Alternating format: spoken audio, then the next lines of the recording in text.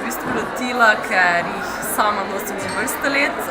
So nek kos, ki v bistvu izgublja na svoji vrednosti.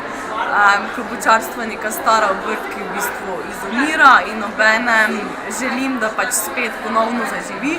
Obenem želim, da zaživi ravno v Sloveniji, zato ker pač želim, da tudi Slovenija pokaže, da zmoremo narediti karkoli si zastavimo, da nismo zgolj neka mala državica in rada bi to popeljala v svet, obenem pa predstavlja v bolj modernejši obliki in obliki tega, da je možno, da res vsak nosi klobuk.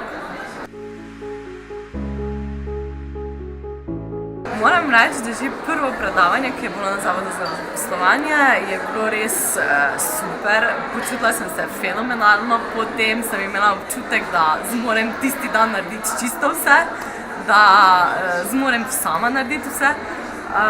Tukaj bi rekla, da me je zelo navdihnile pač te zgodbe, ki smo jih poslušali, z neko pozitivno energijo, z tem, da dejansko zmoremo vsi uresničiti svojo idejo, dejansko moramo le tako dolgo verjeti, čez vse prepreke, čez vse pač vztrajati in na koncu bo se najde tudi nekdo, ki bo pač verjel to našo zgodbo.